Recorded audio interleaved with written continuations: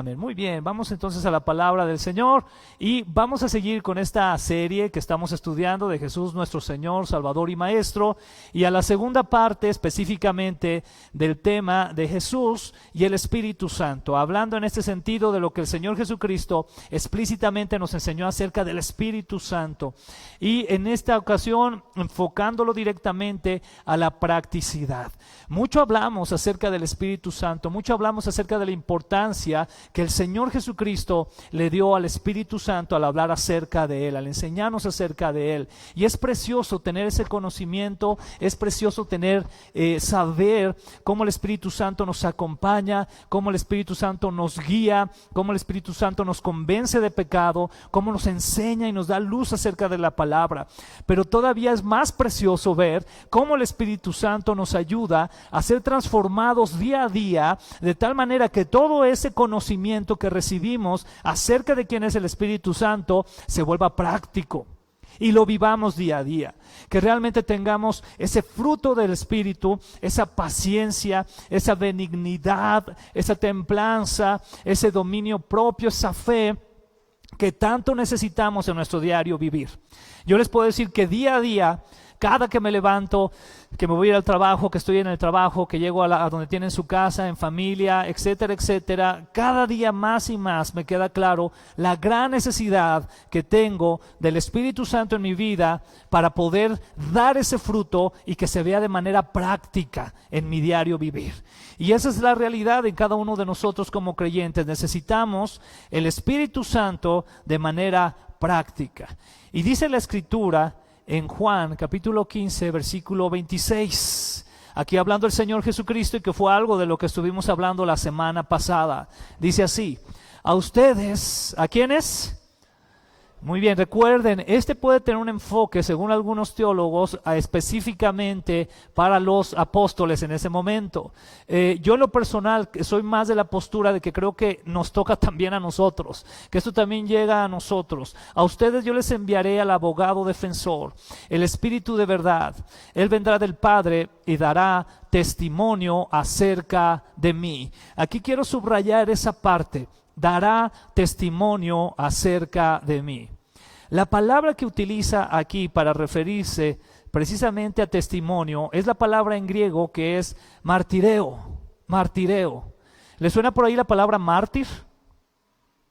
Mártir, ¿quién era un mártir? Pues era una persona que entregaba su vida por Cristo, que no dudaba. Y más en el tiempo de la iglesia primitiva, ellos eran capaces de llegar ante el César o las autoridades establecidas en el Imperio Romano, y al momento en que se les preguntaba: ¿tú crees que César es tu Señor? Ellos sin ninguna duda decían: no, mi Señor es Jesucristo. Y sabemos que usaban esa palabra que es la palabra Kyrios, donde ellos decían: el Kyrios para mí es Jesús, Jesús es mi Kyrios. De esa manera ellos eran testigos de quién era el Señor Jesucristo. Pero entonces aquí en el enfoque de lo que es el testimonio, es dar testimonio en confirmación para declarar clara y ¿cómo? Formalmente. Quiero que vayas pensando en algo, porque esto es muy importante. Yo te repito esto: es muy padre, es muy bonito tener ese conocimiento de quién es el Espíritu Santo, de lo que hace por nosotros, de cómo nos dirige al Padre. Pero yo quiero que te preguntes algo: ¿cuántas veces en tu vida, por alguna u otra razón, has dudado de comentar incluso que eres creyente? ¿O has tenido pena o has tenido vergüenza de decir que tú crees en Jesucristo, que tú crees en la palabra de Dios, que tú crees en la Biblia como la máxima autoridad? Y todavía más allá, ¿cuántas veces a lo mejor te ha dado pena o han temblado tus piernas al tener una oportunidad de compartir el Evangelio y mejor te detienes porque te da vergüenza? Tal vez te ha pasado eso. Y si te ha pasado eso es porque te hace falta, obviamente, practicar más el ser testigo de quién es el Señor Jesucristo. Y como dice aquí esta escritura, hacerlo de manera clara y formal. Decirlo con esa seguridad. A veces hasta podemos caer en el hecho de dudar de lo que estamos compartiendo de Cristo. Y decimos: bueno, le voy a compartir, pero no le comparto tanto porque no se vaya a molestar. Y a veces tememos más a la gente a la que le estamos compartiendo que a Dios, de quien pertenece esa verdad y el Evangelio. Para eso es que necesitamos al Espíritu Santo. Y es por eso que lo dice aquí el Señor Jesucristo en Juan 15:26. A ustedes yo les enviaré el abogado defensor, el Espíritu ¿de qué? De verdad. Él vendrá del Padre y dará testimonio ¿de quién? Acerca de mí, dice el Señor Jesús. Necesitamos de Él para poder dar ese testimonio de la verdad. En la actualidad, hermanos, nos encontramos con mucha oposición directa, frontal hacia la palabra del Señor, de una manera muy clara.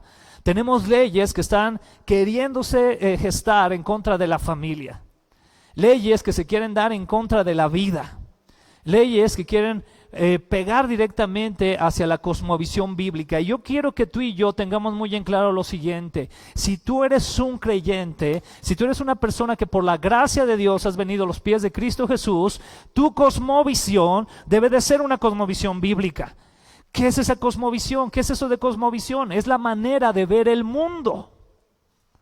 Tú debes de ver el mundo como la Escritura te dice que es el mundo.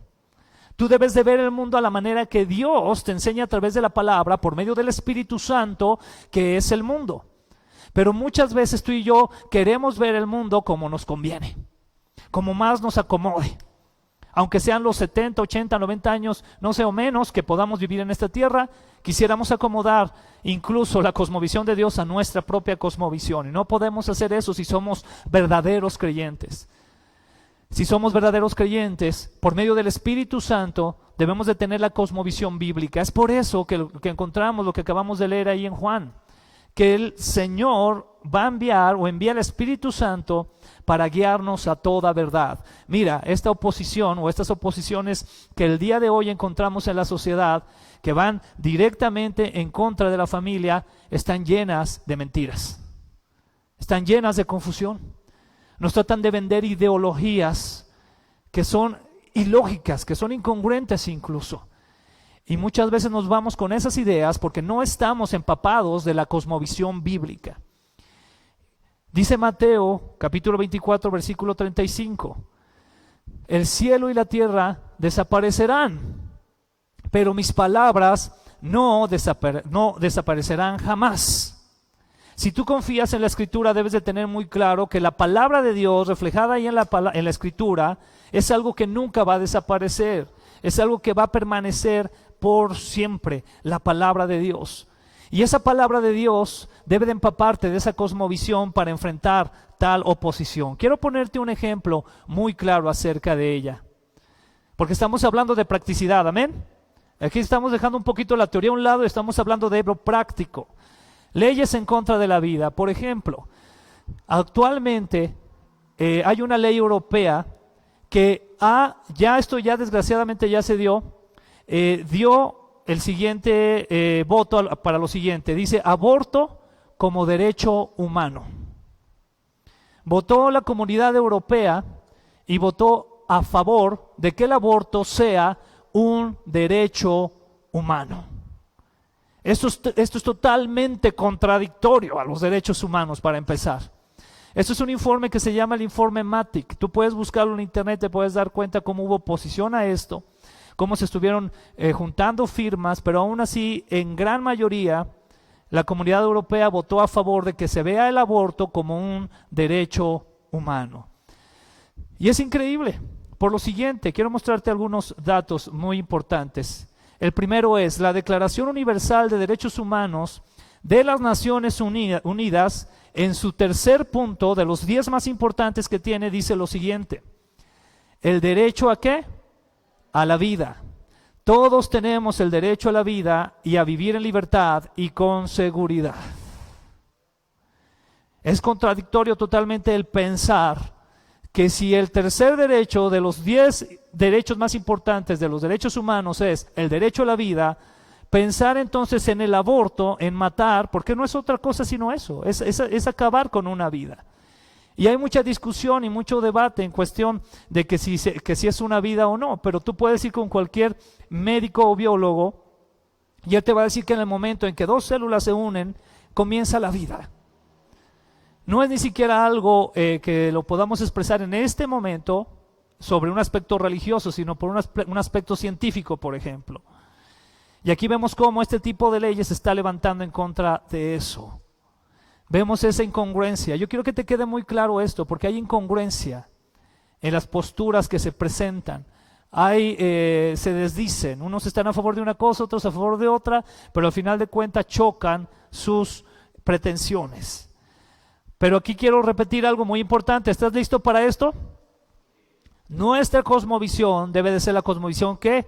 Bíblica de la Escritura. Más allá de lo que digan los derechos humanos, por ejemplo este derecho 3, que deja muy en claro que es incongruente con esto que a final de cuentas aprobaron en la Comunidad Europea, nosotros debemos ir a la Escritura. Y la Escritura nos dice con claridad lo siguiente: te voy a mostrar la cosmovisión bíblica de la vida. ¿Estás listo? Salmo 139, versículos del 13 al 16 dice lo siguiente: tú creaste las delicadas partes internas de mi cuerpo y me entretejiste en el vientre de mi madre. Gracias por hacerme tan maravillosamente complejo. Tu fino trabajo es maravilloso, lo sé muy bien. Tú me observabas mientras iba cobrando forma en secreto, mientras se entretejían mis partes en la oscuridad de la matriz. Me viste antes de que naciera. Cada día de mi vida estaba registrado en tu libro. Cada momento fue diseñado antes de que un solo día pasara. Yo creo que nos queda más que claro aquí cuál es la cosmovisión bíblica sobre la vida. Esta descripción, si no puede ser más clara, de que está hablando acerca de la gestación de un bebé en el vientre de su madre. Y está hablando cómo desde ahí el Señor está interviniendo en eso. Mira, te voy a decir una cosa que dice la Escritura. La Escritura dice que el Señor aborrece varias cosas, pero entre una de ellas aborrece las manos que derraman sangre inocente.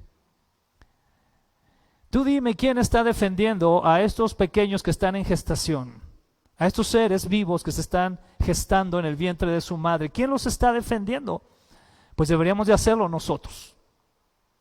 Nosotros deberíamos de hacerlo, defender esa vida que ya se está dando, que es una vida que, como dice aquí la Escritura, Dios lo está creando. Me encanta cómo lo narra aquí la palabra de Dios. Dice: creaste las delicadas partes internas de mi cuerpo y me entretejiste en el vientre de mi madre.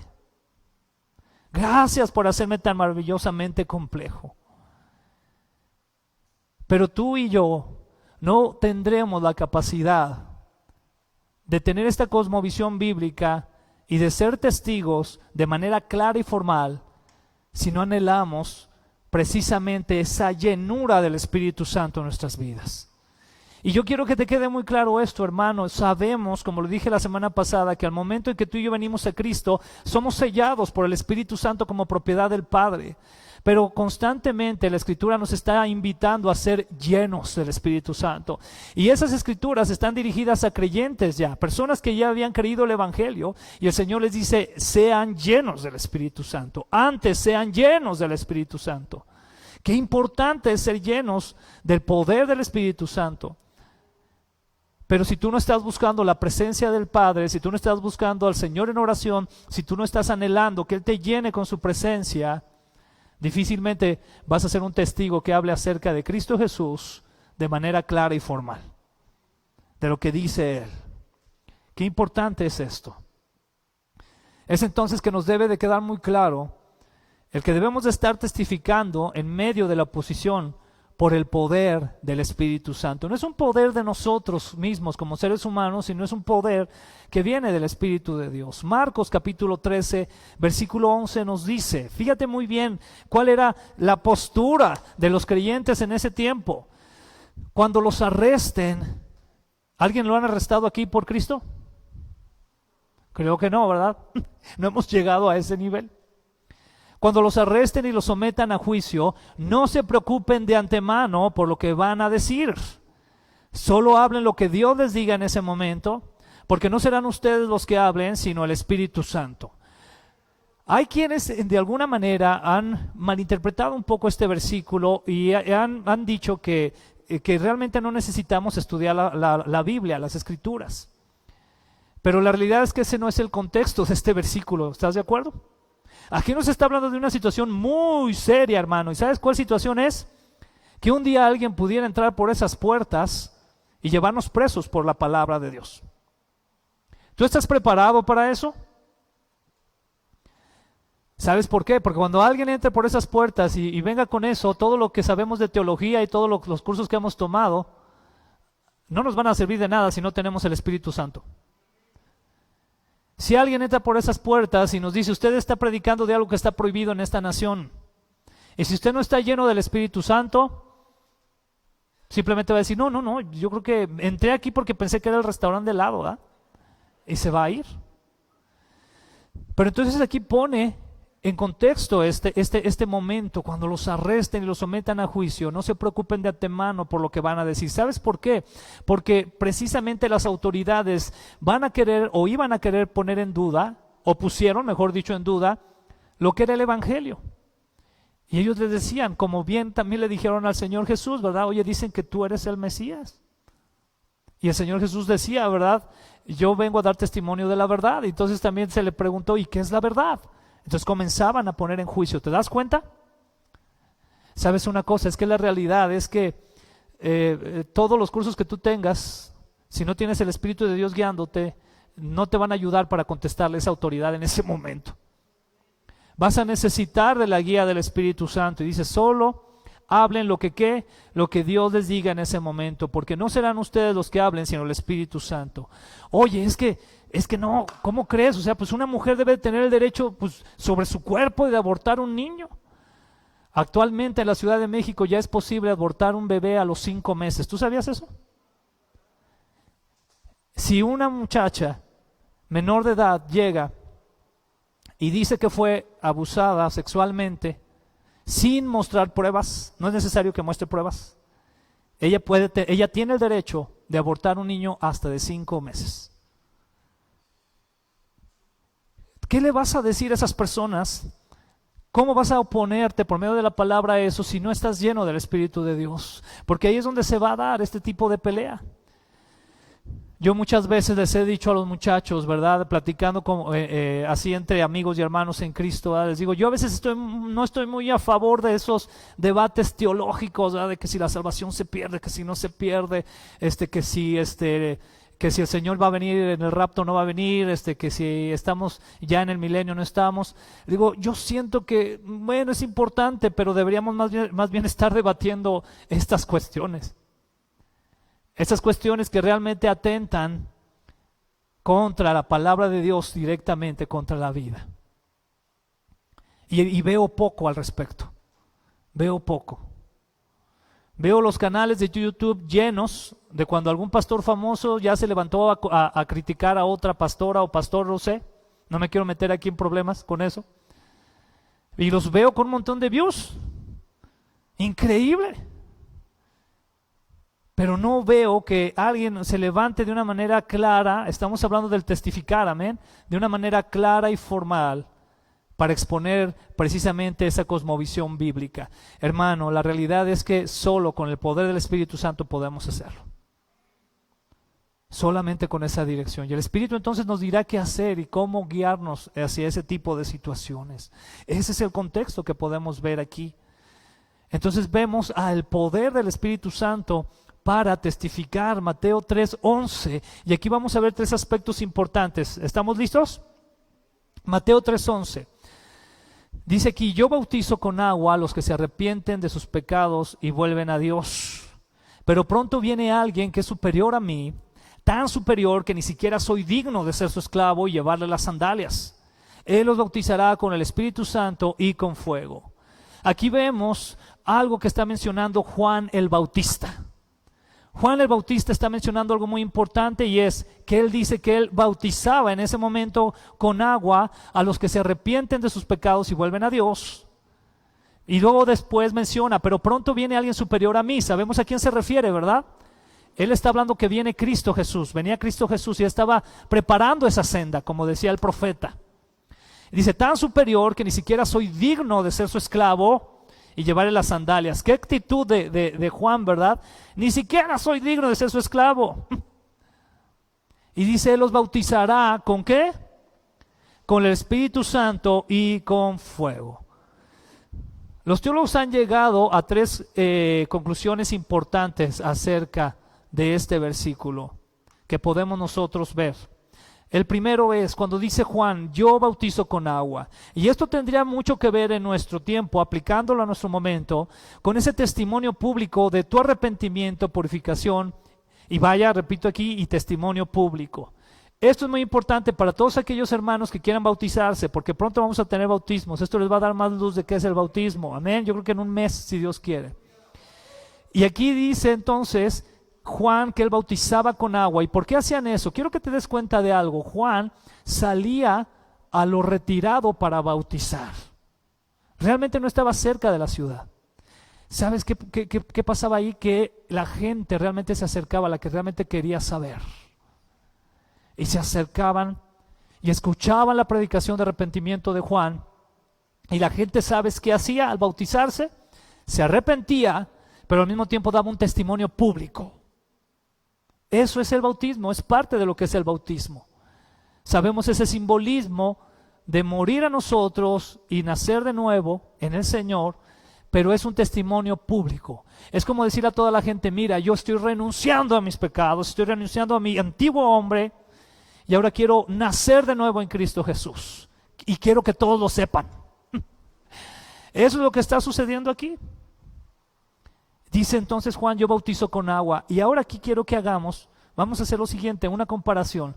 Tú y yo, al llevar el Evangelio, estamos ayudando a que haya un testimonio público, amén, de venir a Cristo Jesús. Es decir, de alguna manera nosotros estamos llevando ese arrepentimiento, esa proclamación del arrepentimiento, para que las personas vengan a Cristo Jesús. Estamos más o menos con algo parecido a lo que Juan hacía, ¿estás de acuerdo? Eso es muy importante tenerlo en claro. Entonces vemos este primer paso, Juan bautizando con agua. Pero enseguida viene algo muy importante, y es que menciona también Juan acerca de Jesús. Él los bautizará con el Espíritu Santo, o les dará nueva vida. Tú y yo proclamamos el Evangelio, ¿estás de acuerdo, hermano?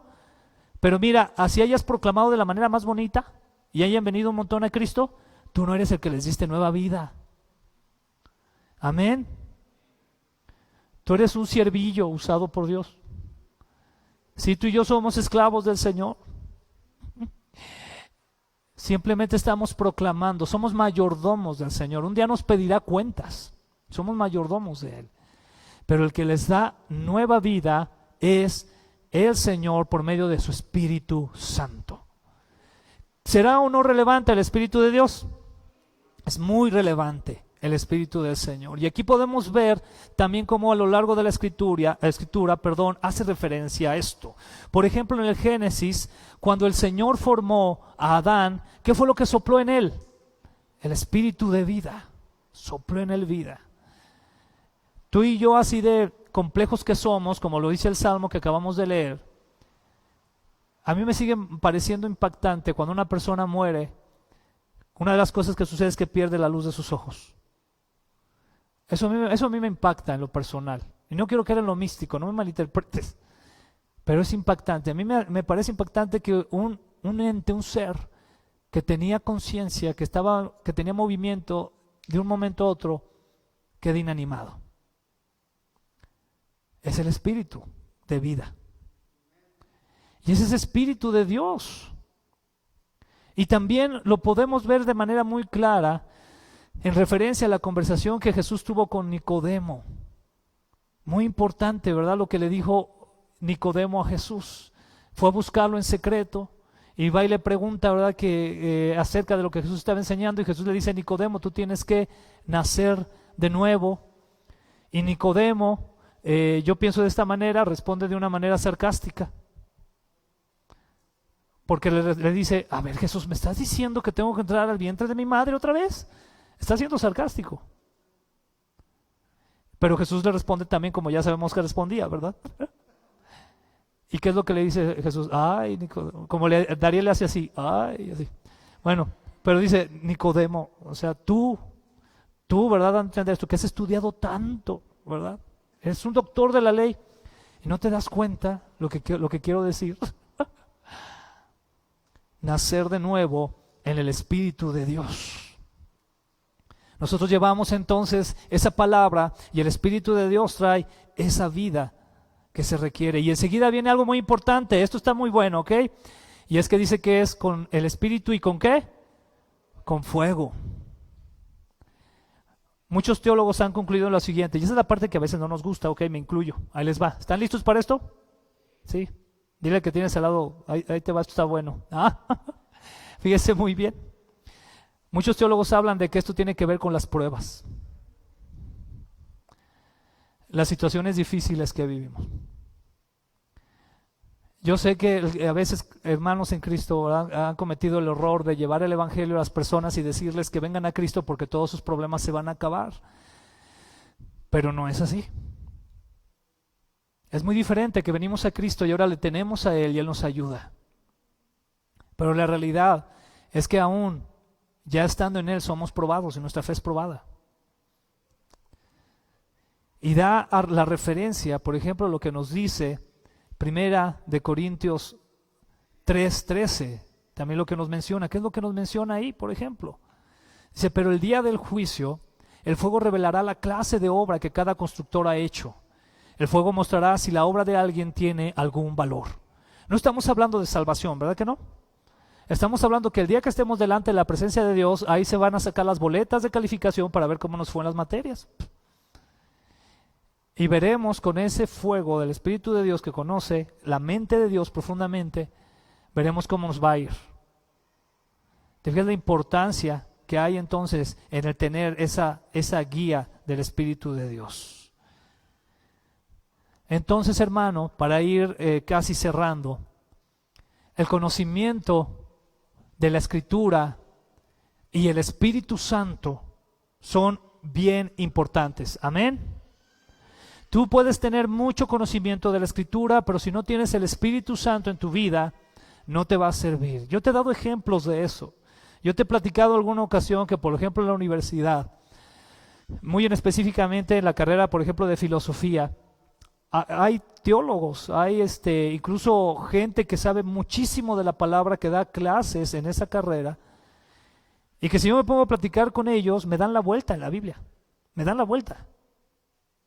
O sea, saben más versículos que yo y saben más de teología sistemática que yo, fácil. Pero es triste que cuando les preguntas, oye, y entonces Dios, ¿qué ha hecho en tu vida? Y te digan, no, pues yo no creo en Dios. Todo ese conocimiento de la Escritura y el Espíritu Santo entonces es como una bomba, hermano. Es algo muy poderoso de Dios.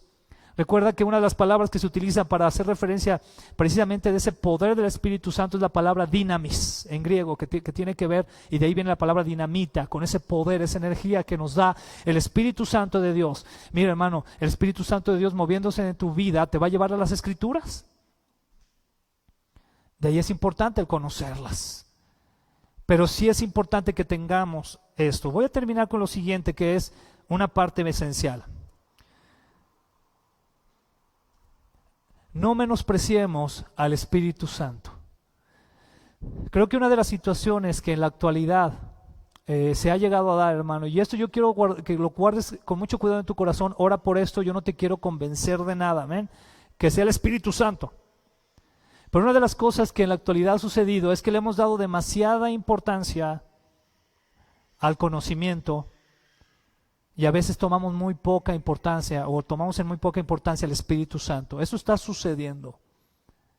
Y yo te lo puedo decir también, hermano, porque he conocido gente que conoce mucho del Señor, son pastores, son líderes, pero en su vida hay un orgullo tal por el conocimiento que está totalmente carente el fruto del Espíritu Santo en sus vidas. Y yo te lo tengo que decir esto no por poner en evidencia a nadie, no, hermano, sino porque mi preocupación realmente genuina, y Dios lo sabe, es que tú no vayas a tener una cabeza enorme del conocimiento que tienes de la Escritura y tengas cero del Espíritu de Dios. Porque se puede caer en orgullo. Tú sabes muy bien lo que le pasó a Satanás, ¿verdad? Él quiso ser igual que Dios. Y dice el profeta que por la multitud de sus contrataciones, dice así, Algunos teólogos han interpretado esto diciendo que en el cielo, y esto es una interpretación ya obviamente que hay que estudiar más, pero al hablar de la multitud de tus contrataciones, en el original se refiere a que de alguna manera u otra Satanás en el cielo recibía muchos elogios o recibía mucha admiración. Algunos teólogos se han atrevido a decir que probablemente Satanás, de repente llegaban ángeles y le decían: oye, es que tú fuiste creado de una manera muy preciosa, lo dice la Escritura, ¿verdad? El sello de la perfección. Y dice: pero por la multitud de tus contrataciones. ¡Wow! ¡Qué bárbaro! ¿Cómo soy? ¿Cómo me echó Dios, verdad? ¿Cómo me ha ayudado a entender tan profundamente la palabra? ¡Wow! Y entonces empieza un orgullo. Y se nos olvida que el que revela eso es el Espíritu de Dios. Porque el Espíritu de Dios conoce profundamente la mente de Dios. ¿Sabes por qué? Porque es Dios mismo. Qué precioso tener al Espíritu de Dios de esa manera. Entonces dices: wow, y sabes que eso te debería hacerte sentir incluso así como pequeño, ¿no? Decir: wow, Señor, gracias, es demasiado esto que tú me hablas. Pero debemos de tener cuidado entonces. Lo que nos dice Mateo capítulo 12, versículos 30 al 32. Vamos a terminar con esta parte. Fíjate muy bien lo que dice aquí. Dice así: el que no está conmigo, ¿qué sucede? A mí se opone. Y el que no trabaja conmigo, en realidad, ¿qué? Trabaja en mi contra. Quiero leerte lo que dice también de manera completa para darte todo el contexto. Dice así: por eso les digo, cualquier pecado y blasfemia pueden ser perdonados, excepto la blasfemia contra el Espíritu Santo, que jamás será perdonada. El que habla en contra del Hijo del Hombre, fíjate qué tremendo esto, amén. El que habla en contra del Hijo del Hombre puede ser ¿qué? Puede ser perdonado. Pero el que hable contra el Espíritu Santo jamás será perdonado, ya sea en este mundo o en el que vendrá. El contexto de este pasaje es cuando el Señor está echando fuera demonios y se acercan por ahí unos fariseos que nunca faltaban. Y tú recuerdas lo que empezaron a decir, ¿verdad? Echa los demonios en el nombre de Belcebú. Y es cuando entonces el Señor habla de esto. Y Él dice: a ver, atención, porque el que no está conmigo, a mí se opone. Y el que no trabaja conmigo, en realidad trabaja en mi contra. Más claro no nos puede quedar. Y es que desgraciadamente en la actualidad, hermano, yo te quiero repetir esto: hay una batalla tan fuerte, a veces interdenominacional, y se nos olvida de quién es la iglesia. La iglesia es de Cristo. Y debemos de tener cuidado y pedirle mucho al Señor que nos libre de que porque pensamos que las cosas deben ser de alguna manera, entonces estarnos oponiendo al Señor, a la obra de Dios. Cuidado con eso.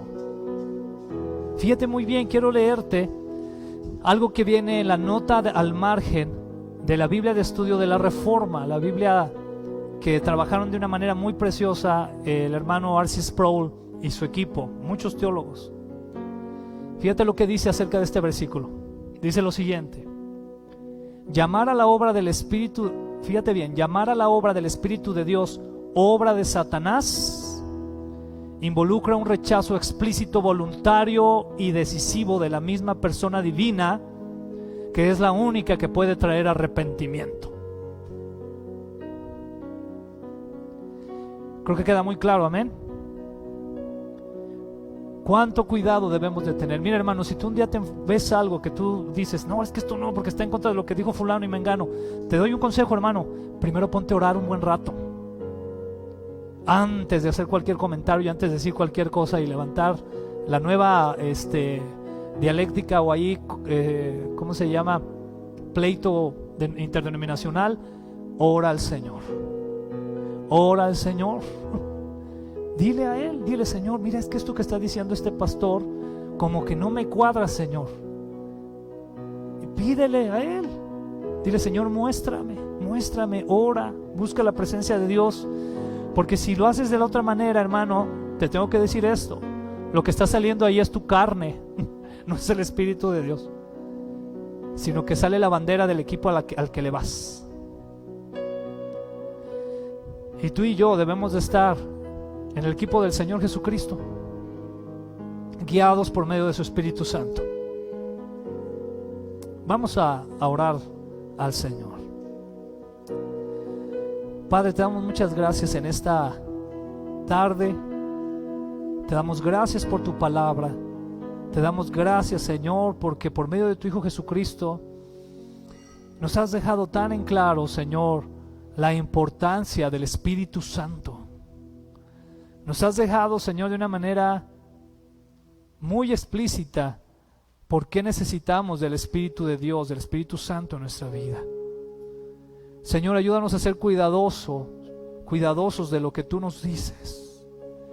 Ayúdanos, Señor, a anhelar siempre, Señor, esa llenura del Espíritu Santo en nuestras vidas, para con denuedo, Señor, en la practicidad, poder ser testigos,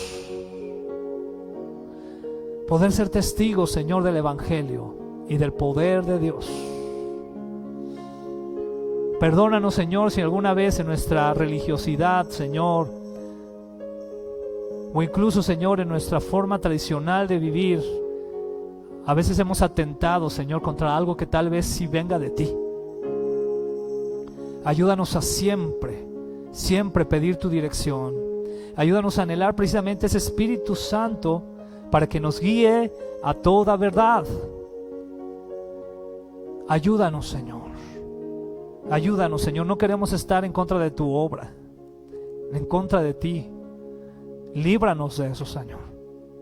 Al contrario, ayúdanos siempre, Señor, a servirte de una manera, Señor, en la que sean evidentes en nuestras vidas todas las características del fruto de tu Espíritu. ¿Cuánta falta nos hace eso, Señor? Más fe, más paciencia, más benignidad, más templanza, más dominio propio. Cuánta falta, Señor, me hacen a mí en lo personal. Padre, ayúdanos. Te amamos, Padre. Te amamos, Señor. Gracias por tu Espíritu Santo. Gracias por tu Espíritu Santo. En el nombre de Jesús. Amén. Dios les bendiga, hermanos.